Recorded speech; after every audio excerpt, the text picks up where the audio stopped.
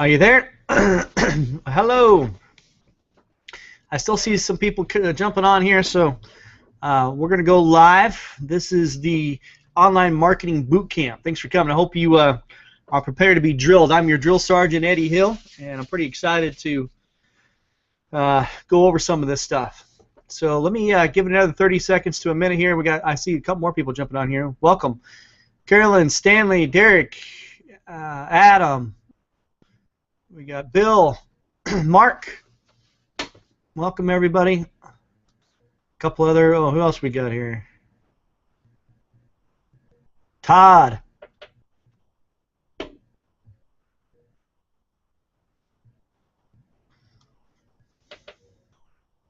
Good.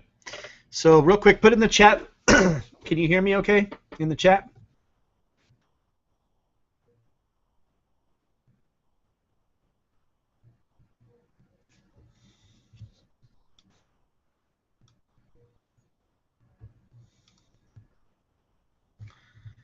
Hello. I'm going to type it in there.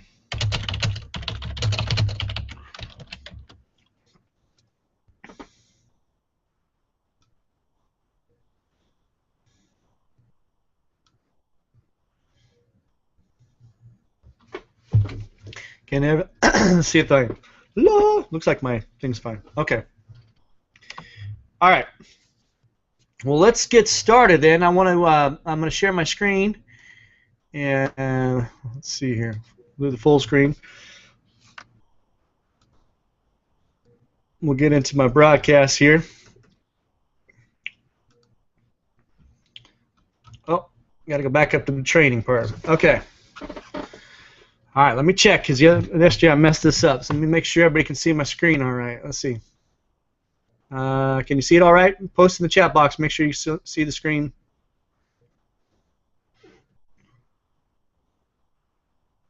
Okay, it looks like it's good.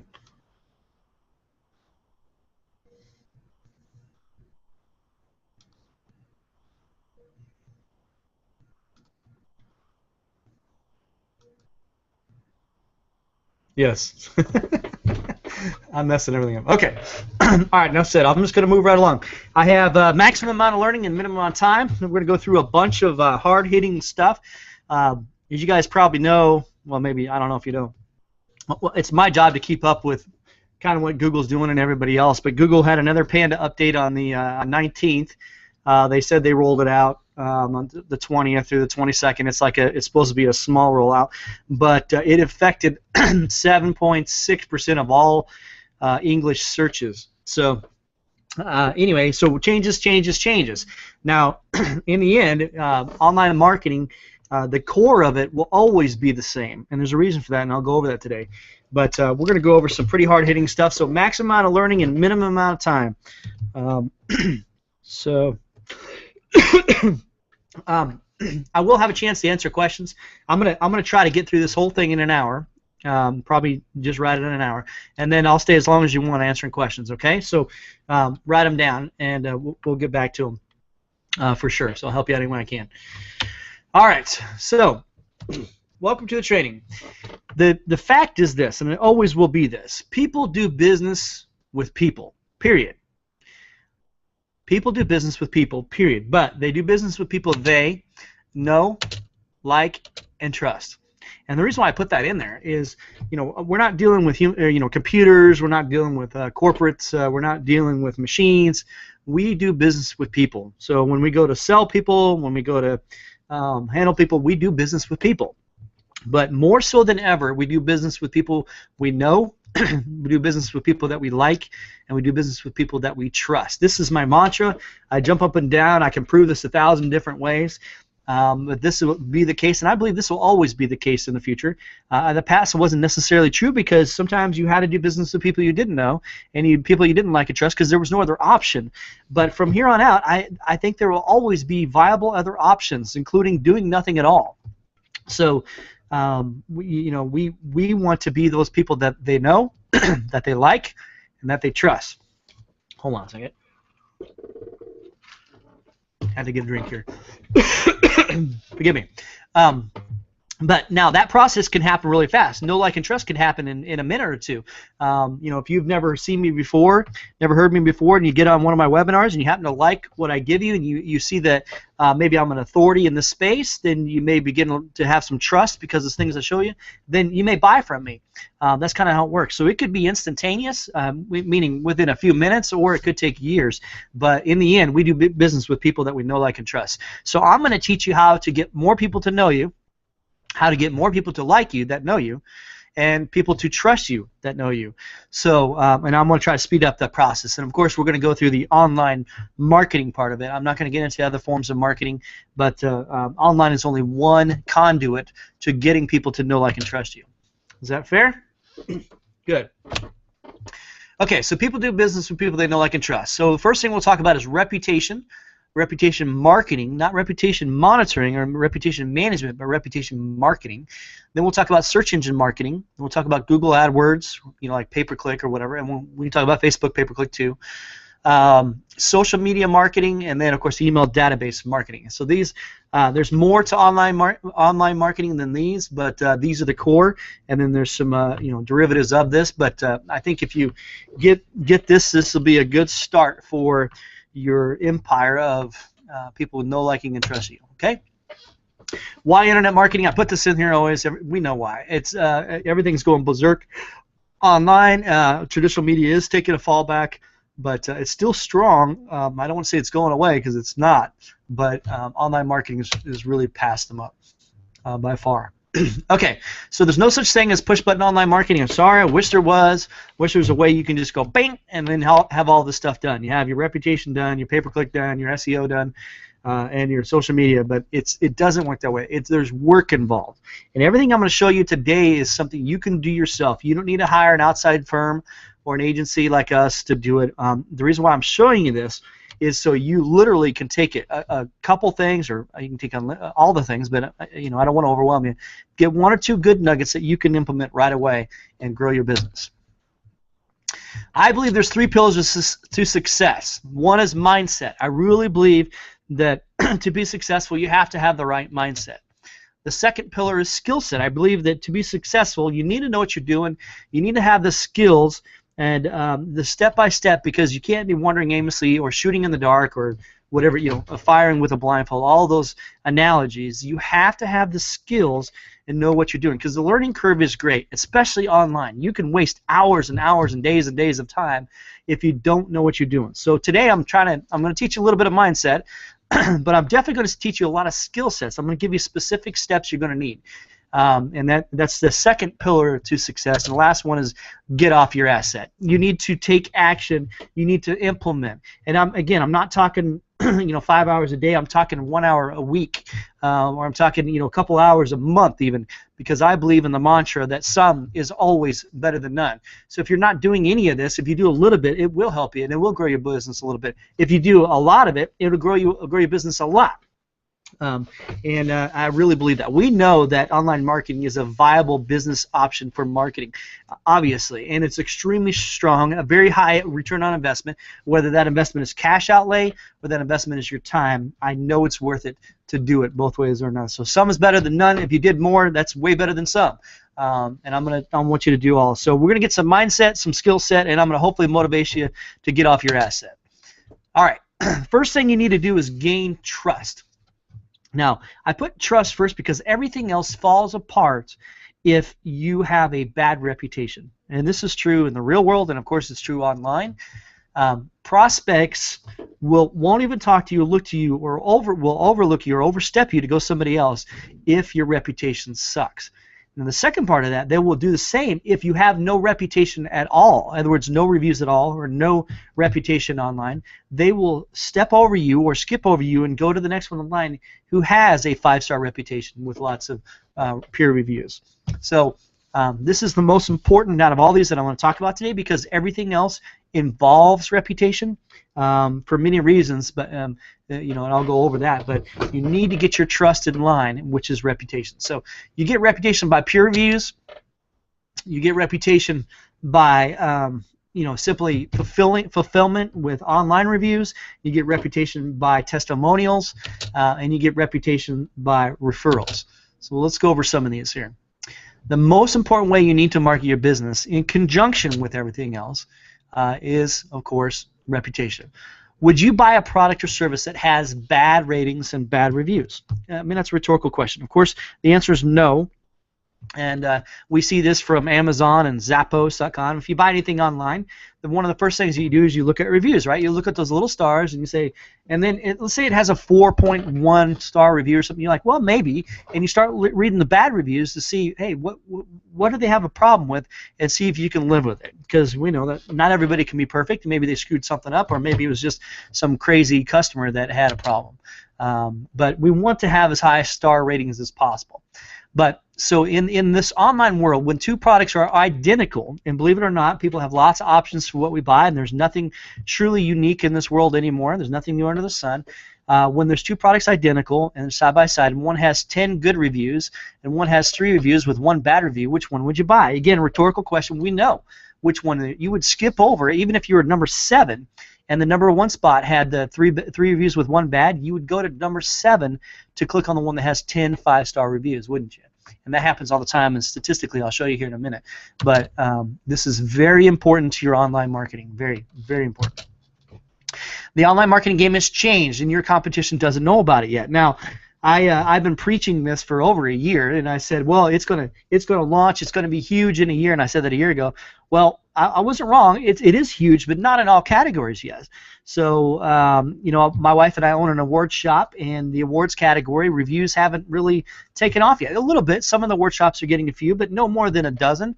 Nobody's got, you know, more than 20. Rarely. I mean, if you see an award shop have that. But if you click on something a little more common, such as carpet cleaners or plumbers, they're going to have hundreds of reviews. And of course, restaurants will have hundreds, if not thousands, of reviews. So it did launch, like I said, a year ago, and it went berserk, and it continues to do so. But we're still on the cutting edge of this for most of these categories. And I think, if I look on this correctly, let me look real quick. Everybody's on here. I know some of you guys from out of town. Some of you guys have different. There's a couple plumbers on here. There's a couple. We do have an award shop on here. We got a photographer. All right. Yeah. So we got a little bit of everything on here, which is good. So anyway. You know, when you're talking about reviews, it's still in the infancy. This is a boot camp. It's still in its infancy when you're talking about reputation and online reviews. So good. The good news is you're not too late. So your competition probably doesn't know about it yet. If they do, they're really not aggressively going after this. This is health and fitness. I don't know if you can see this. It's kind of small, but as you see up here, Omni, this is Pensacola, Florida. There's a place called Omni Health and Fitness. It's actually a huge place, and it's a 2.1 rating, which is absolutely horrible. I promise you people won't go there if they Google them. And there's all kinds of things. You know, they're jerks or whatever. They're roid monsters, all the problems you think you'd have it. So if I was an online if I was a fitness place, I would go after that pretty heavily and see if I could, you know, beat them out. Even if you had a 4-star review versus a 2.1, it'd be pretty easy for people to come see you. But you know, this is the way people are judging you nowadays. It's easier than ever to research you and look at your review. They'll either Google your name, which is the simplest. They'll Google your phone number, or, you know, again, if they Google a keyword in your category, such as health and fitness or whatever clubs in Pensacola, then you're going to show up, and that review is going to be there whether you like it or not. It's going to be there. All right, this one here is kind of a setup for a dentist. As you can see, reviews are almost all over the place. They're in the paid ads up here, they're in the maps here, and they're also in the organic. So you can't get away from it. Reviews are going to be all over the place, and Google's promoting it heavy, you know, better, more than ever. Bing is right on board. Bing and Yahoo, they're doing the exact same thing, and of course the BBB is involved. Some of you guys know that I sit on the board of directors for the regional BBB here, the Better Business Bureau, and they're huge into this reputation and reviews. Of course, they're the ones that started the whole thing. And you know, they're kind of late to the game, but at least they're coming on board. But they're putting a lot of money into this reputation reviews online. So just know that it's here to stay. This is a tire shop here, so you can see The first guy has a 4.6, second guy a 4.0, and then you got a 3.9. More than likely, this top guy will get almost. Normally, if there was no reviews, he would get about 50% of all the calls. But since he has the highest rating and he's number one, I'm guessing, and don't quote me, I bet he's getting over 70% of the calls. And it seems crazy, but why would you go anywhere else? You definitely wouldn't come down here to this guy at 2.8, right? But why would you skip over anybody else when he has the top review and he's number one? Like, oh, this is the guy. This is where I'm going to go. Unless you have, obviously, the brand name you want to look at too. So brands do matter. I don't want to say it doesn't. But anyway, if you're looking for used tires or new tires, this is the place to go. Now, here's what's crazy. He only has 5 reviews. This guy only has 9. How hard would it be to get another 5 and this guy right here to beat him out and move that 4-star rating up to 4.8? And it would probably move him up on this maps. And he'll get more calls. More calls equals more business. More business. Everybody happy. It's good. This is good. So, anyway, you get it. I mean, everybody's seen this. Everybody's probably used it, and probably in their own little way they have done their own research. Again, this is that fitness I showed you over here. So, Anytime Fitness. Now, fitness clubs, people really harp on fitness clubs. But this first one is a 3.3 star rating, which in general is not very good. Only 13 reviews, but it's better than everybody else. So, I guess my little mantra of some's better than none, or some's better than little. No, this guy's a little bit better than everybody else.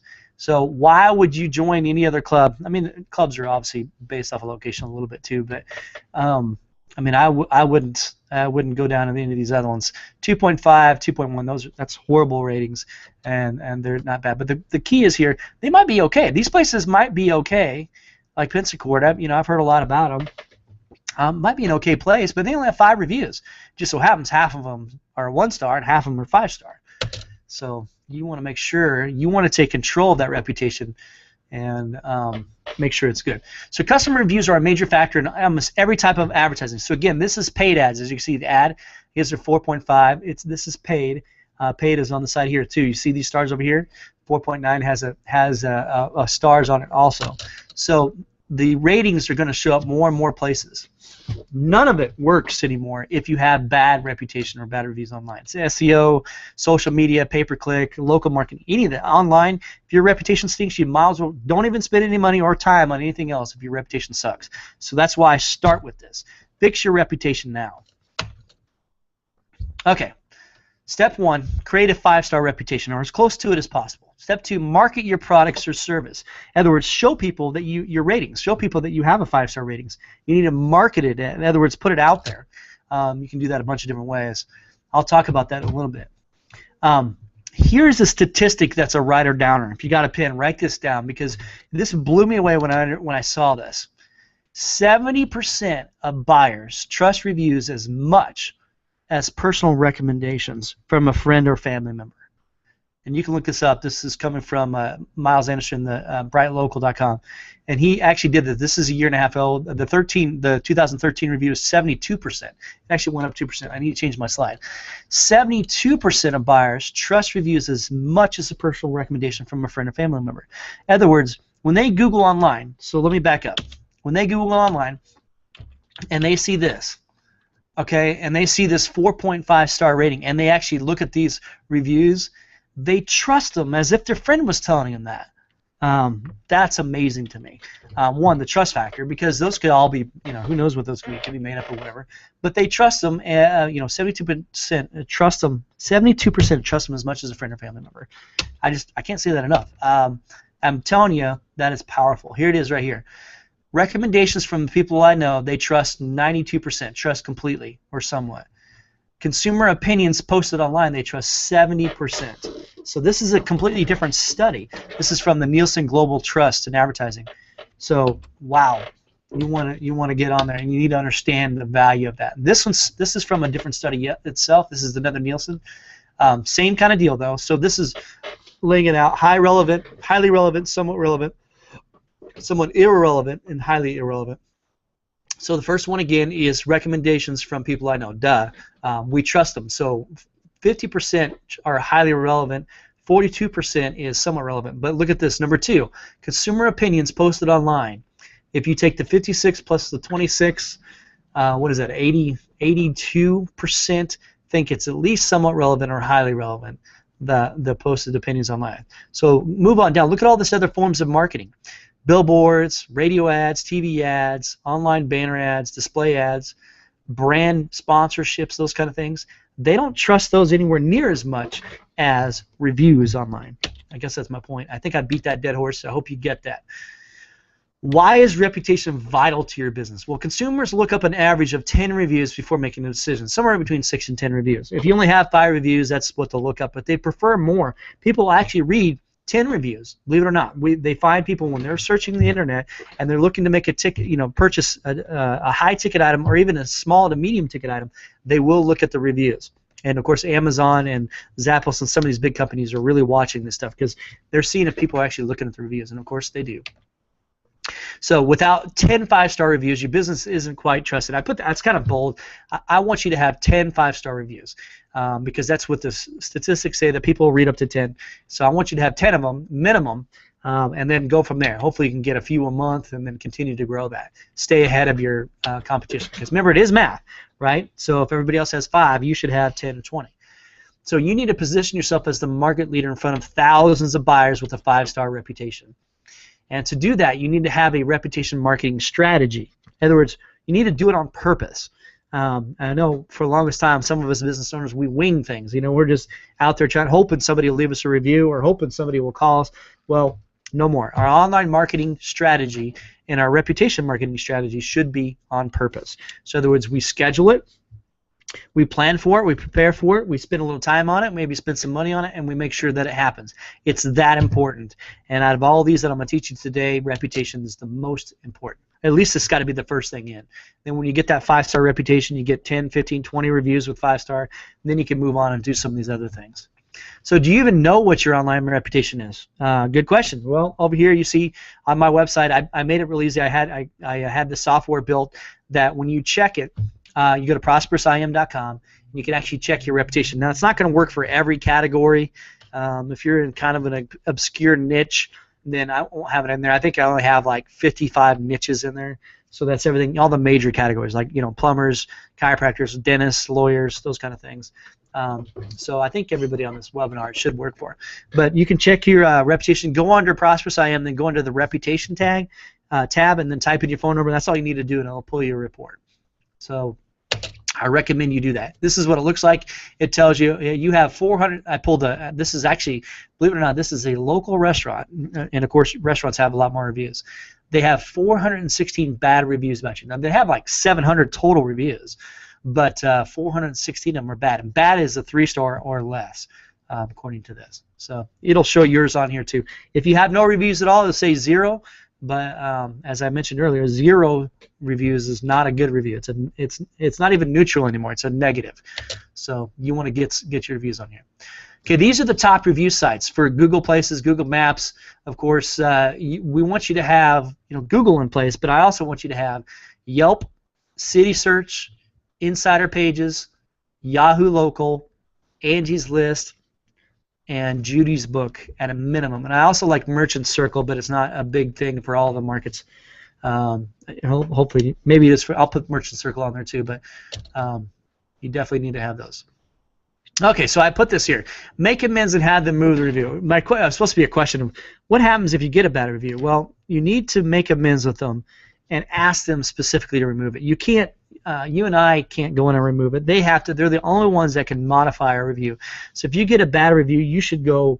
Red flags should be going, sirens should be going off, and you should do everything in your possible power to make them and help them remove it. In other words, rectify the situation, apologize, give their money back, whatever it takes to get them to remove that review.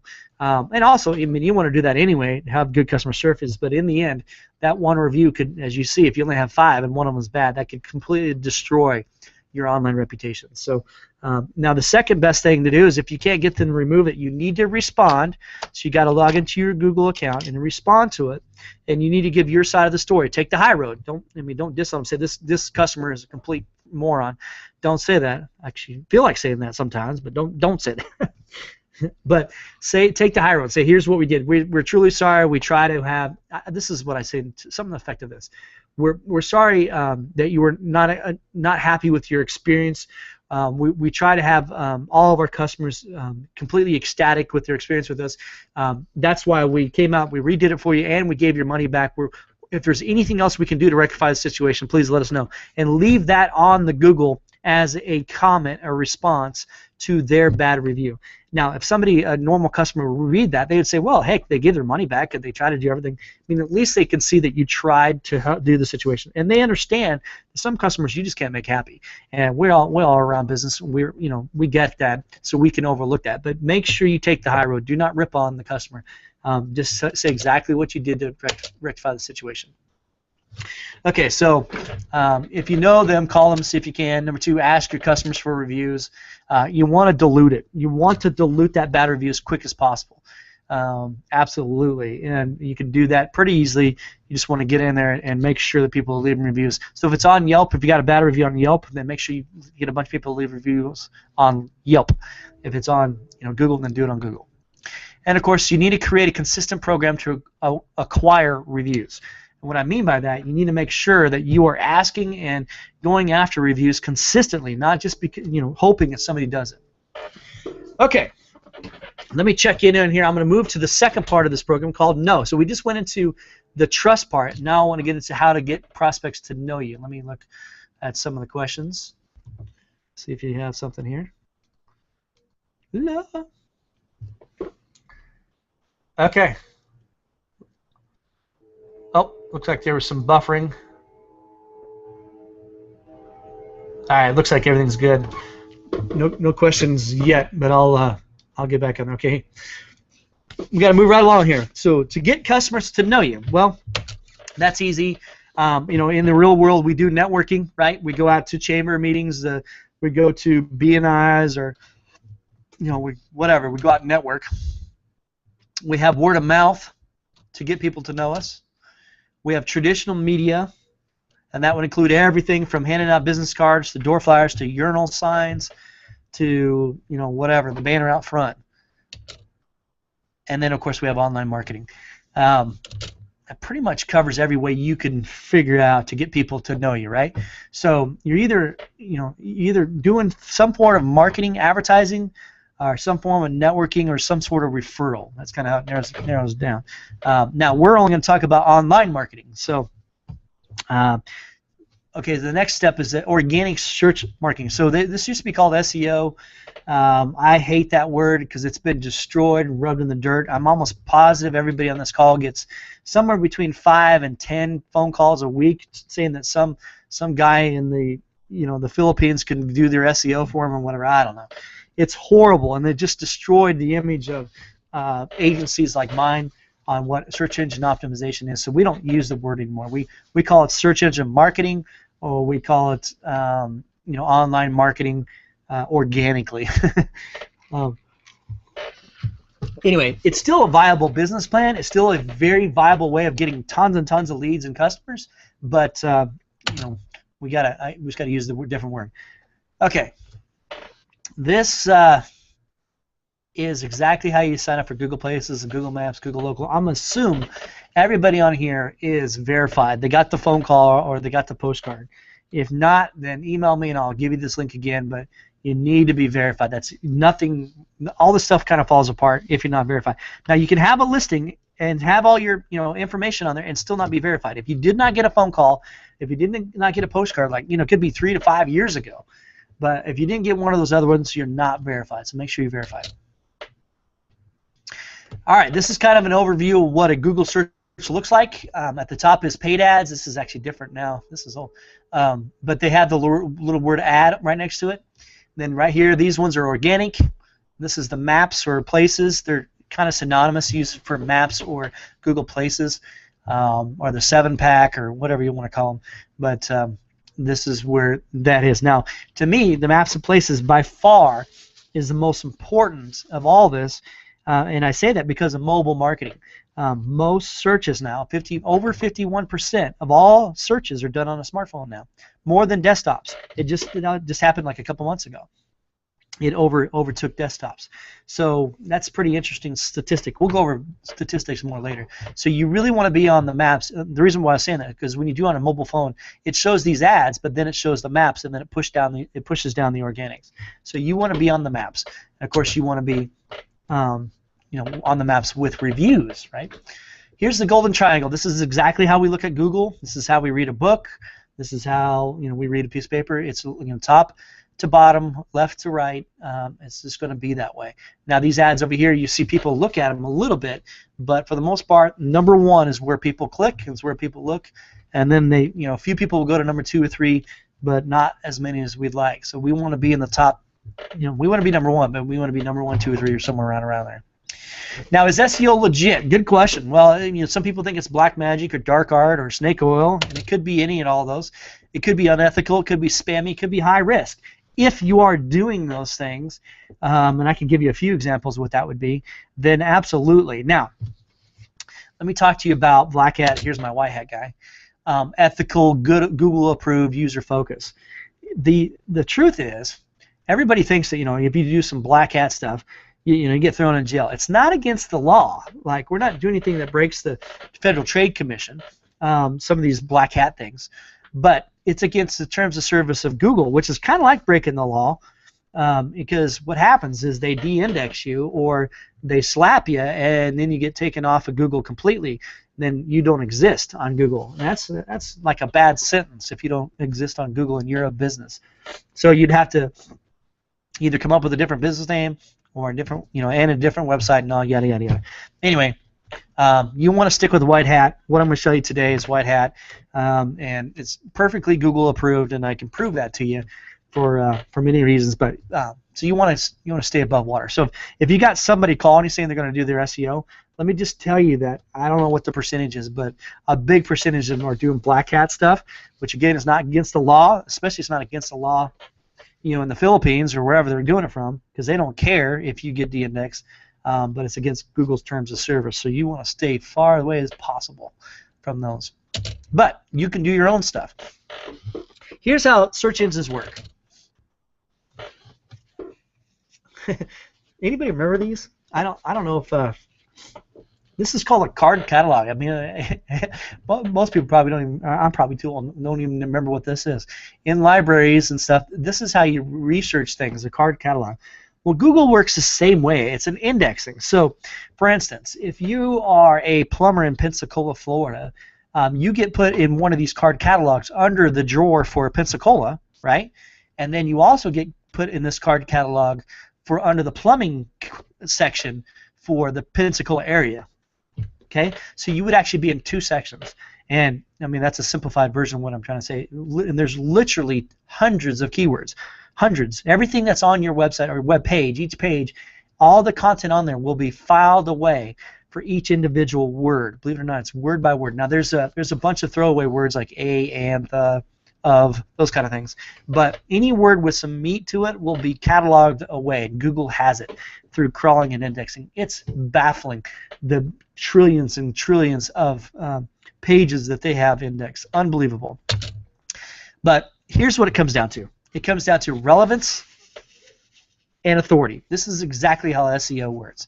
Does the page address the query? If you typed in plumber Pensacola, does it address the query or not?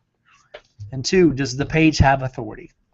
And that popularity equals importance, and importance equals authority, which is according to Google, their terms, and that's a very broad. I'll show you what some of that means for authority, but that's exactly how you get ranked. There's only 2 ways to increase your search engine rankings. So if you want to increase, not the maps part, we'll talk about the maps here in a second, but the organic rankings, you have to have that relevance and you have to have that authority. Now, relevance is on-site stuff. It's how you set up your site. It's how Google-friendly it is. It's your title tags, your description tag, your H1 tags, your internal linking, as well as your, all the stuff that's content that's involved, how many pages, the size of your website, how many pages load, those kind of things. Load time. That matters in your rankings. Number 2 is offsite, which is authority. So offsite is how you, how much chatter is out there about your website.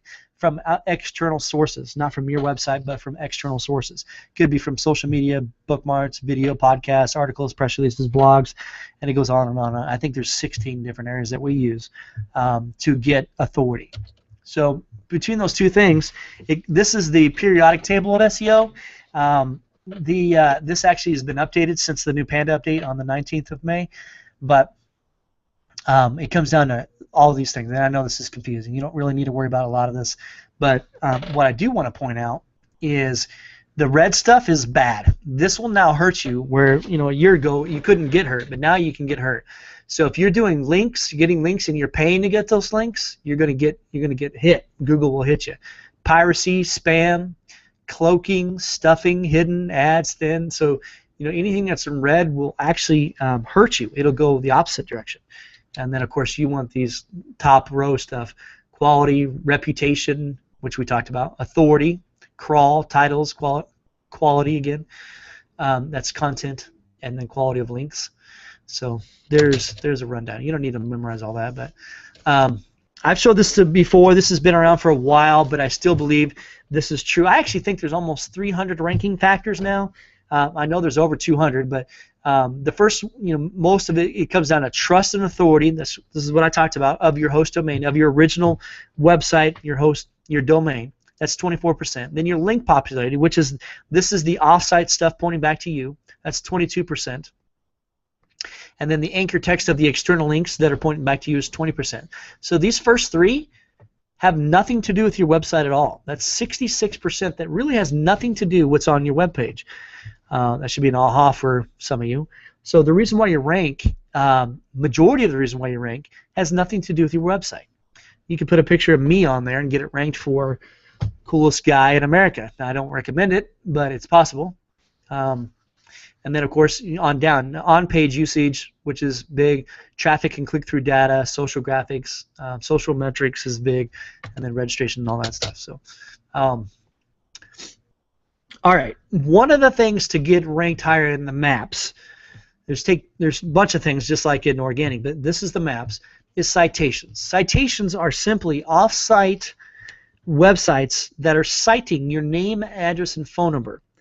This has nothing to do, well, let me back up. Name, address, and phone number, not necessarily your website. I mean, if it has your website, that's even better. But so, for instance, in Judy's book here or Angie's List, it's going to give your name, address, and phone number. Local.com, City Search. These are all citations. Kudzu, Fabe, Squares. So if you go to getlisted.org, this has actually got bought out by Moz, so it's actually Moz.com. But it'll just go to getlisted.org, it'll take you right there. It's a free version of it. Don't do the paid stuff, but go to getlisted.org and then check it out. And see, it'll tell you how many of the top citations you have. If you don't have them, sign up for them, because the more the merrier. It's math, right? It's an algorithm. If you have more citations than your competitor, more likely you win. Now, that's only one thing. This is for the maps. Now, we're talking the maps here. Number two is your reviews. We already talked about that. So now, between those two things, between your citations and your reviews, that's probably about 50% of the reason why you rank on the maps, or the Google Places that we talked about earlier. So now there's another 50% of the reasons why, has to do with, did you upload videos, did you upload photos, did you fill it out right, did you have the right category, those kind of things, and of course your location. But if you get lots of citations, these right here, and lots of reviews, you should be on the top of maps. All right, we're going to finish this. If you're not on top of Google Places and or the organic rankings, then your website is a billboard in the desert. And I hate to say that's pretty blunt, but that's a fact.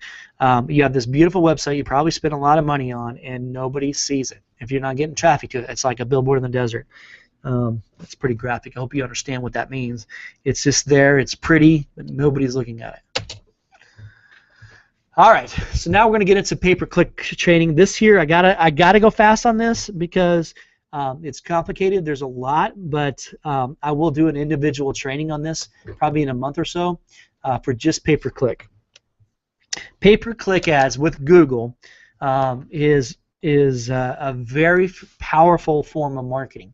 It's a solid form of marketing, and it's an easy, scalable form of marketing. If it works off $100, it will probably work off $1,000.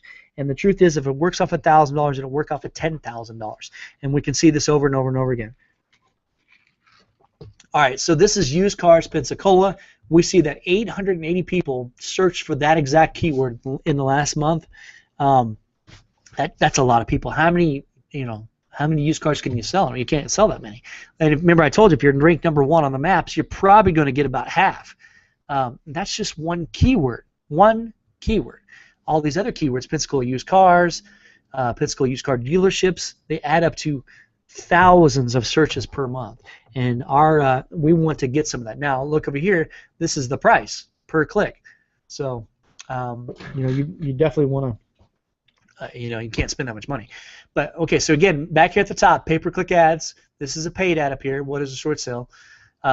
So you can buy the PPC, and these ones on the side. You can buy these ads over here, and also have organic. So I believe in both. I'm a big firm believer in doing both.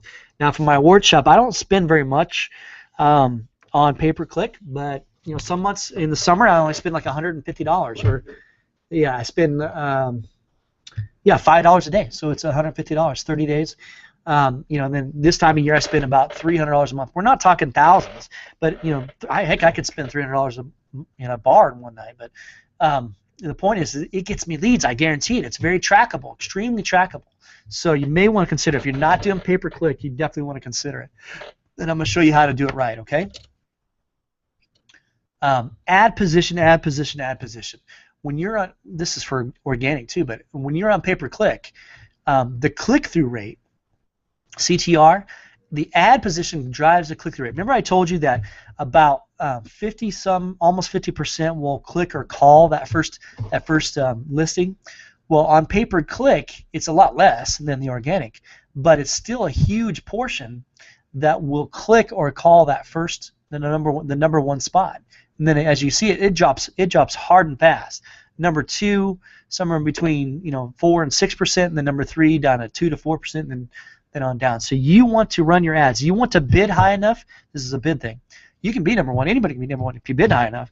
So you want to make sure you bid high enough at first, at least, to be in the number 1, number 2 position. Back to this eye tracking report. Same deal. That's why the click-through rate is so much higher for number 1. And then you see number 2, 3. The ads on the side there, it could be number 4, 5, 6, and down. So you want to be at least number 1 or 2 or 3. But 1 or 2 is where I stay. All right, 73% of activity online is one way or another related to local content. You need to understand this. When you're doing pay-per-click, you're doing organic, SEO, whatever, there is a huge amount of people that are looking local. They want local. They need local. And that's where you should aim it. So everything you do keyword-wise and your website-wise, you should be localized, unless of course you're trying to go for nationwide. But I don't recommend that right now. Entry level anyway. But on a local level, you should keep your modifier of your location in your ads, in your website. So Pensacola, award shop, Pensacola plumbing, you should have that in there. For every $1 consumers spend online, another 5 or 6 are going offline purchases that are influenced by online research. You guys know this. We research things online before we buy. We're researchers like crazy nowadays. It's just part of the deal. 97% of internet users in the U.S. gather shopping information online, and of those consumers, 51% explicitly characterize their behavior as shop online, purchase offline. I am definitely one of those. I research to no end, and then I'll probably go buy it locally if I can. And then 70% of online searches will use some local search to find offline businesses, which is interesting. That's very powerful. Oh, let me go back up one. Okay, I know I'm running out of time here. Well, we're doing pretty good, I guess. I got about 15 minutes. But this is a pay-per-click campaign here for a plumber. And this is complicated. I try to hide it, but I know I have a few plumbers on the call right now. So you can see that they're spending a little bit of money. It doesn't really show on here. But what I want to show you on this, if you can see my mouse, is quality score. This is when we first started the campaign, and quality score drives the price. And that's the inside secret. And in fact, when you start a pay-per-click campaign, This is $1 million secret, or more. It's actually, I mean, I probably spent them over $1 million with Google.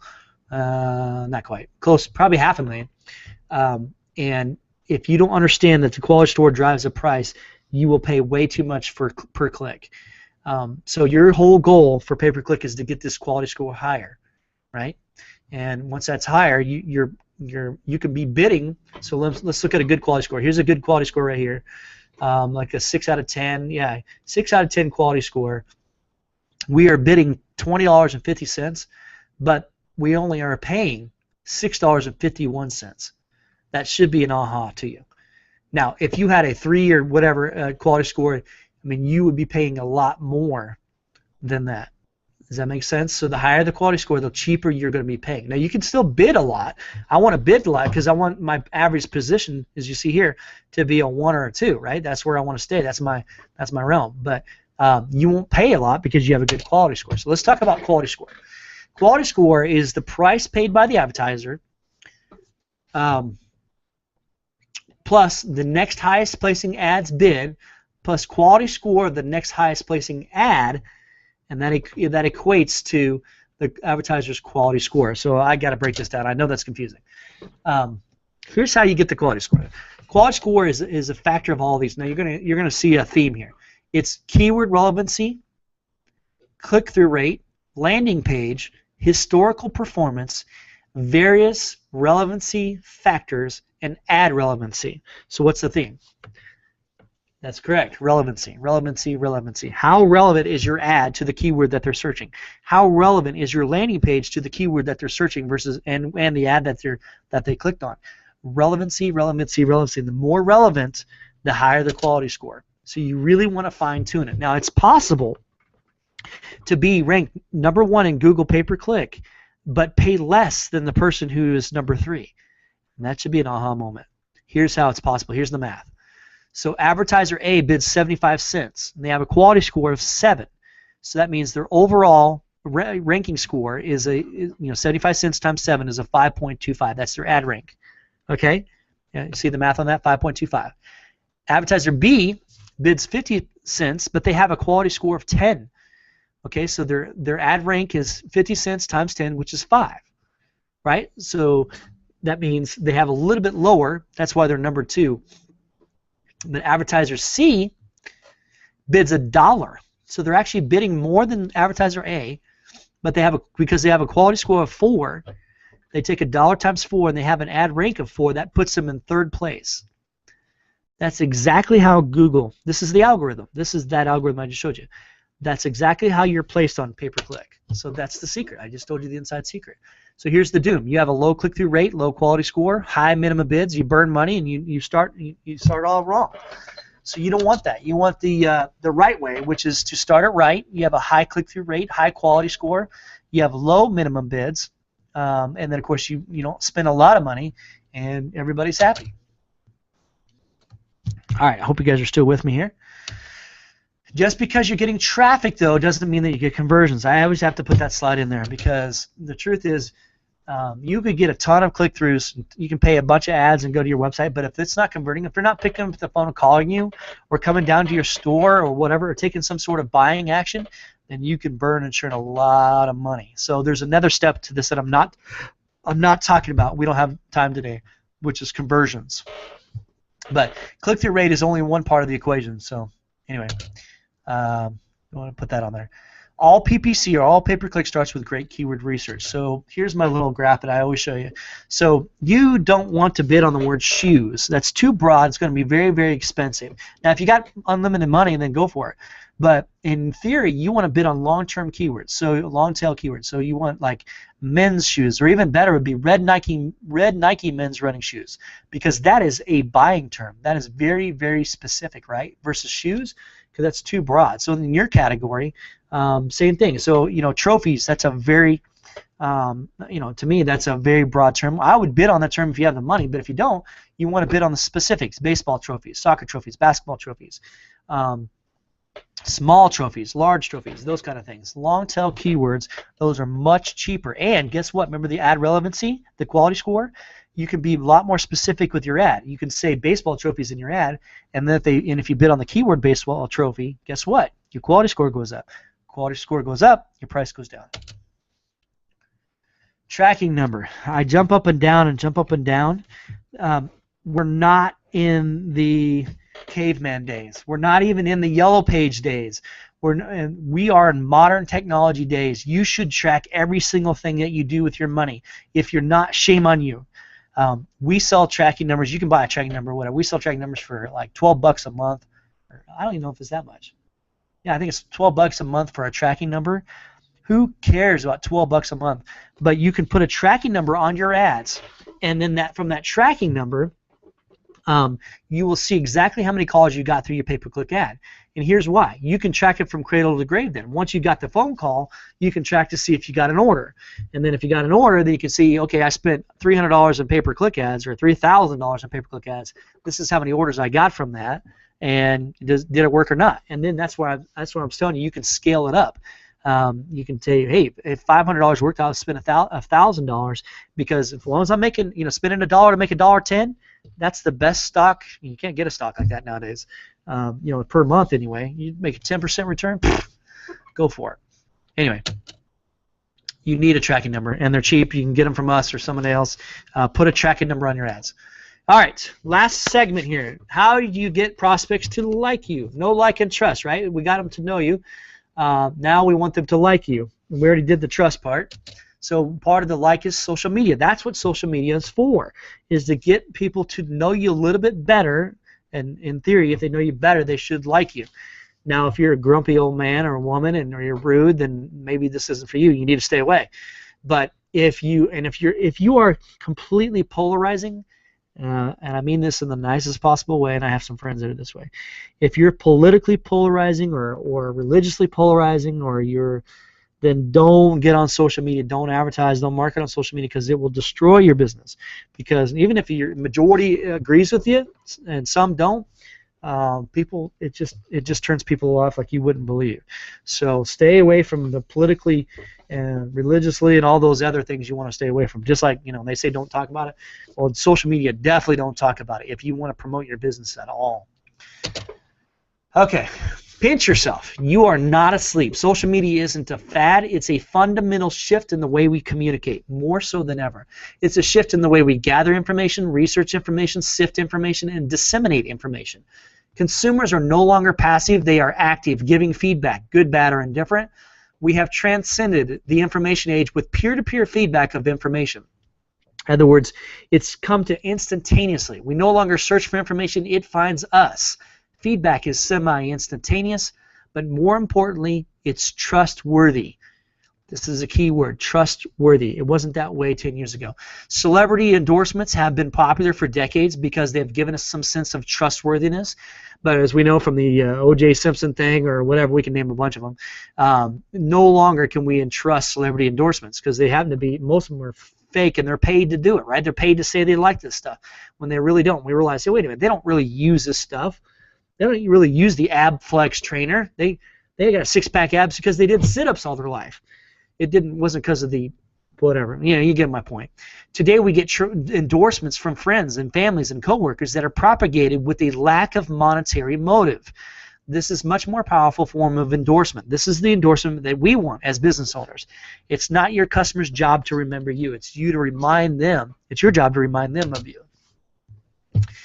Social media has a 100% higher lead to close ratio than outbound marketing. This is HubSpot in 2012. They're redoing this. I think it's even going to be higher and higher and higher. It's powerful, powerful. Companies that acquire customers from Facebook, 77% business to consumer and 43% from business to business customers acquire customers from Facebook, and it's getting higher and higher. We're just talking Facebook here. Staggering growth. The number one activity on the internet, of course, is social media. 1 out of every 7 minutes spent online is on Facebook. That's probably you, huh? I'm probably talking to you guys. 340 million tweets daily. And, of course, LinkedIn we'll talk about for a second and a few of these other ones. explosive growth in mobile and social in the last year. Now, mobile, you need to understand, everything I'm talking about, whether it's reputation or pay-per-click or even SEO, has everything to do with mobile. It's all integrated, so it's not separated at all. So this mobile and social is very mobile. I mean, most people do use Facebook from their mobile, but huge growth. Time flies. Yes, it does. This is time spent on Facebook per month and Tumblr and all these. It's a lot of time. A lot of time. Both personal and business. 77% of business to consumer and 43% of business companies found customers using Facebook. Double the leads of telemarketing, direct mail, and pay-per-click from social media. 46% of users count on social media when deciding to purchase, and that's because they're looking for feedback, as I was telling you. All right, here's your strategy. Number one, create and post compelling content. And the key word here is consistently. Consistently. You should have a calendar for your business. You should have a marketing calendar anyway for all your marketing, and online marketing should be a portion of that. But you should say, in this month we're going to do this. I do it quarterly. I set it up mine quarterly, and then you break it down each month, each week, and then you can get it down by the day. When am I going to do an email blast? When am I going to send out my newsletter? When am I going to do blog posts? When am I going to do Facebook posts? It should be scheduled. And what's cool is with tools, I'll show you some of the tools that we use. You can actually automate some of this and just schedule it. I really only sit down about once a week and schedule everything. And then once a month I schedule some of the other stuff. So it's not like I'm sitting here every day doing it. You don't need to be doing it every day, but you do need to schedule it. You do need to create and post it, at least for future. And valuable content. Go the extra mile to deliver helpful content that we care about. So there's lots of ideas with this, but don't post stupid stuff. You know, a year or two ago, it used to work if you just posted quotes. People would follow you and they'd be fine, but quotes are so abused now. That doesn't work. Maybe 1 out of 10 of your posts could be a quote from, Abraham Lincoln or somebody, but don't abuse that. It's been abused too much. But you can post something that we care about, right? Post things that matter. Post things that are funny, that are relevant to your business at hand. And you want to post. I would post customer reviews. Mine automatically posts my customer reviews to my Facebook. So that should be like 1 out of 10 of my posts should be from a customer review. Hey, these guys are awesome. I definitely recommend you doing that. Okay, Facebook. Here's how it works. And I only got a few minutes. Oh, I'm almost to the end here. EdgeRank is the art of engagement. Facebook works off of engagement. It's 3 factors, 3 attributes at Facebook, and here's the 3. Go to the next page. This is their algorithm. Facebook has an algorithm like Google. It's affinity, it's weight, and time decay. So affinity is the score between the viewer and the edge creator, whoever created the post. How closely you are tied to that person. Creating the content determines the score. So your affinity gets higher with each person. If the way you get your affinity higher with your friends is have them like your posts, share your posts, comment on your posts, your affinity goes up with those friends. So you want your friends interacting with your posts. So tell them to. It's perfectly fine to say, hey, reshare this, or please like this, or comment on this if you have some feedback. Because the more they comment, the more they share, the more they like, the higher the affinity is. Now, weight is the value that's given to the comments and action that any given post receives from your Facebook community. So the more people that like it, comment, it gives weight to that single post. So you want to have that post to have weight for many reasons, but the reason why is the more weight it has, the more friends that will see it. Right now, we don't know the exact number, but Facebook will only show your posts somewhere between 40 and 45% of your friends. So that means about 60 to 65% of your friends don't see your posts. That's horrible. If you have 500 friends, you really want all of them to see it, especially if you're promoting your business, correct? So if you have followers, so you want to have a higher weight, the highest weight as possible, and the way to do that is to get a higher affinity. I know it's hand in hand, but you need to get them involved. You need to get them to take some sort of action on your post. That's why asking them to share or asking them to click through or like is the best way. And the last part of the algorithm is time decay. It's just, over time it gets weaker and weaker, right? It goes down. So how do you increase your time decay? As you get, as the days go on, today's news is old news, right? Yesterday's news is history. But what you do is you get somebody to comment on it again, and it brings it back up the timeline. So if a week from now you post something, and a week later somebody comments on it, it brings that time decay back up to the top. Well, brings it back up a little bit. It gives it weight again, and it gives it affinity. So that post goes further, and it will show to more friends. So 2 weeks from now, have your friend comment on it or reshare it 2 weeks later, and it will open it up to more friends. Anyway, that's the algorithm. I don't have time to get into it, but you need to understand, if you're going to make posts, your goal is to have more people see it, and this is the way to do that.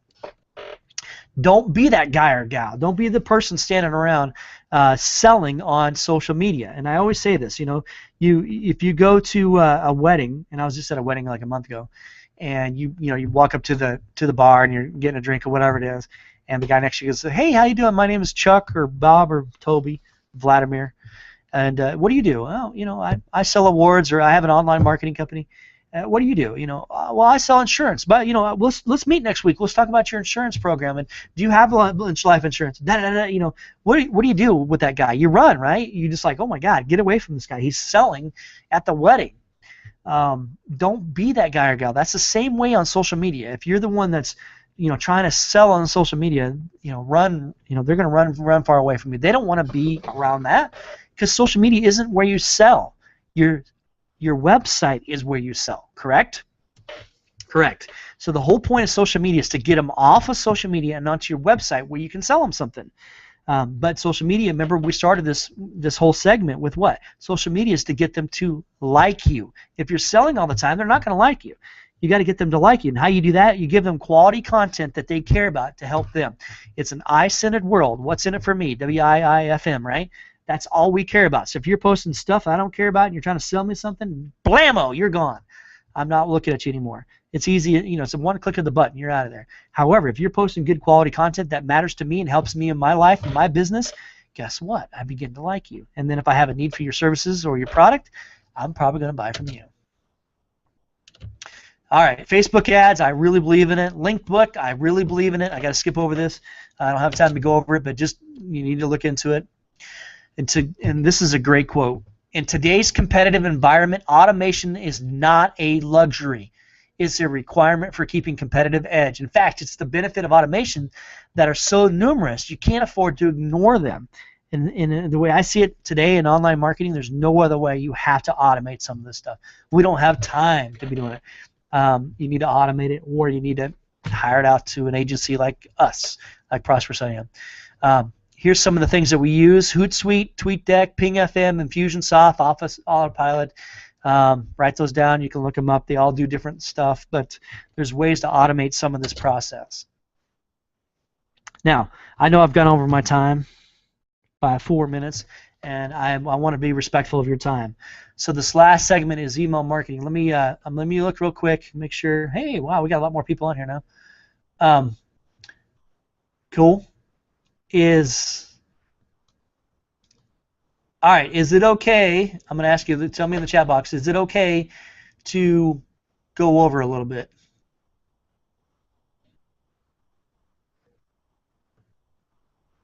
See it coming in? My screen is like doing crazy stuff.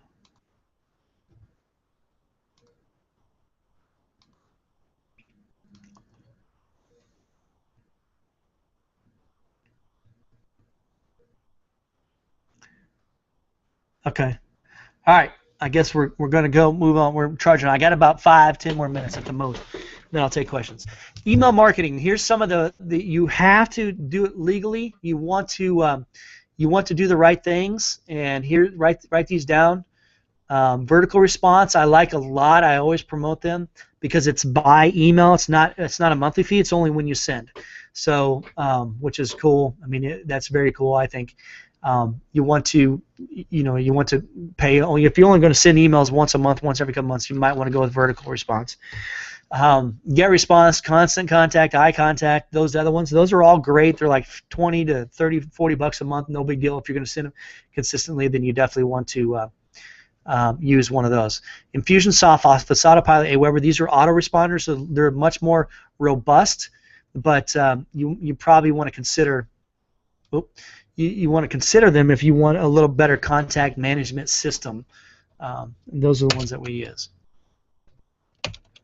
All right, how do you get a database? You can buy it, you can rent them. Database meaning emails, email database. You can rent them or you can make your own. Of course, the easiest thing to do, and most of us have a database, we just don't realize it. You can export your QuickBooks account. Hopefully you've been keeping them in there. You can export your QuickBooks account into any of those programs I just mentioned. And then, that could get you a couple hundred emails right there. Then, of course, when you're at a chamber meeting or if you're at a BNI or if you're at, just out at the bar, you should be collecting business cards because legally, well, let me go into this.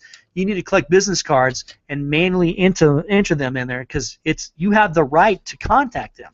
So the Spam Act of 2003 is this.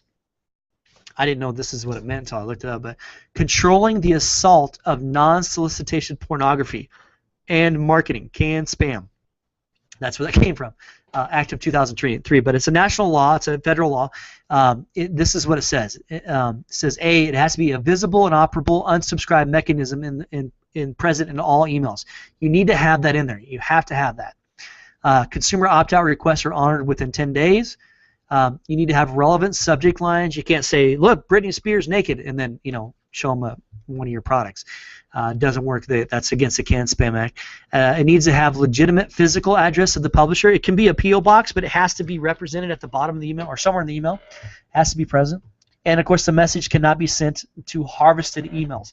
So if you use one of those programs I just showed you, you won't have to worry about any of this because it's going to make sure that you're doing it by the book. So anyway, use one of those. 90 trillion, the number of emails sent to the internet in 2012. Oh my goodness, that's a lot of dang emails. Now, how many of those were spam? Well, AppRiver is local. They're here in Gulf Breeze, where I live. They actually they filter emails, and they took in 2012. They took in 8 million emails a month. 2.5 million. This is monthly. A month. That's. I can't even get my head around that. But as you can see, almost 80 to 90% of those was spam. That's crazy. So you don't want to be one of those. Why should they open your emails? Well, I've already talked about it. This whole webinar is about it. If they know you, they like you, and they trust you, guess what happens to your emails? They get opened. If they don't know you, if they don't like you, they don't trust you, they're not going to open your emails. It works the same, doesn't it? So the more trust you have, the more people you like. So I see this from the emails that I want to get. You probably do the same. So the people that send you emails that you really love and you trust them, they open them. They're like, oh, I got an email from this guy that I really like, because it's usually a good content. It's something that you care about that can help you in your life or business. So that's what you want to be. You want to be that guy or gal when you're sending emails. You want to give them something relevant and that's great and they care about. Be remarkable. It means be marked about. Here's what you want to send. I already just said this. I'm sorry. Put personality into your marketing. Be remarkable. If you have newsletters, they're great. They're excellent if they carry quality, relevant content. Don't be pitching on your newsletters. Give them content that your subscribers care about and that they can use. They have a small attention spans. If they get one tidbit out of it, they'll keep reading it every month, or a little bit of it anyway, and that's what you want, because then you get to know you better, get to like you better, and get to trust you better. If you do tips and tricks in emails, those work very well. They have high open rates. Give them a tip on how to do this, or a trick on how to save money, or whatever. Tips and tricks are always good. Specials are fine, but every so often, I wouldn't go crazy on them. Make sure you have a reason to have a special. We're overstocked, those kind of, all the reasons that you hear in ads. But make sure you give them a legitimate reason, and then send it. But not maybe 1 out of 10 emails should be some form of a pitch. So what emails do you open, right? So the headlines have to be catchy, otherwise you're just going to skip right over them. Minimize the photos and graphics. You want to keep everything small. Personalize the message.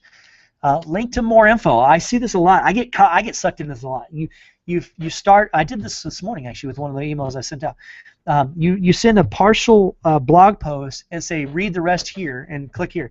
And what you want to do is you want to get them to your blog or your website. That's very clever. And make sure that the article is good enough where most people want to click through. Like, man, that's a good article. And then, of course, you want to stop, you want to end it right where, there's good content, right? So that's always good. Give away prizes. This works. It always will work. We're suckers for prizes. And quality content, quality content, quality content. Can't say that enough. So once you establish credibility and they know I can trust you, you have earned the right to ask for business every now and then. Like I said, maybe every 10th email or more. Okay, so the mobile media revolution. Woo! I'm going to wrap it up. This is the end. I did go 11 minutes over. I'm sorry. Here's the end. Mobile media. This all is relevant to mobile media. But here's the data on this. This is incredible to me. Look at this. 4.2 billion people in the world own a toothbrush. 5.1 billion people own a cell phone. What does that mean? Holy cow. If that doesn't give you an aha, it's more important than their dang teeth. That's amazing. That's powerful. Way more than personal computers, laptops, tablets, cell phones. Smartphones are everything, and they're huge. They're getting bigger and bigger, and people are using it. This is crazy numbers. Just Google the connected consumer, and this will pop up. Type in mobile. Yeah, type in mobile marketing, the connected consumer. But this statistic over here, 39% use a smartphone while going to the bathroom. Raise your hand over here if that's you. Admit it. Anybody going to admit it? To use your smartphone while you're on the toilet? 39% use their smartphone while on the toilet. That's crazy, and there's other good stuff on here. Okay, so you can't do this, right? You can't stick your head in the sand. We know that mobile or online marketing is in the now. I mean, it's not like it's the past or it's not even the future. It's now. It's happening. You need to get involved. So you need to implement some of the stuff that I taught you today. Implement some, because we know that the 3 pillars to success is mindset, which hopefully you got a better mindset now. You're excited about this. I gave you some skills today, some specific steps you need to implement. I gave you the skills. And then, of course, you need to get off your asset. You need to move and implement, and launch. And most people have failure to launch. For whatever reason, they're scared, they're afraid they're going to mess up. Who cares? Launch. And here's the cool thing about the world today. Once you launch, you have the right to adjust as you go. So if it's not perfect when you launch, who cares? Adjust it as you go. So send an email. One email is better than none, right? So if it sucks, then you'll get better next time. But at least you sent something. Do some SEO, do some pay-per-click, and definitely get some reviews. Some is always better than none. Always.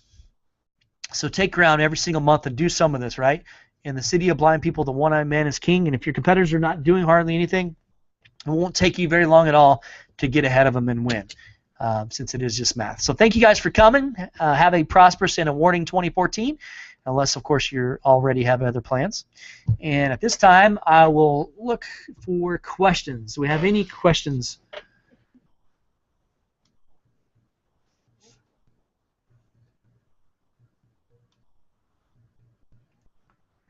All right, man, you guys are great.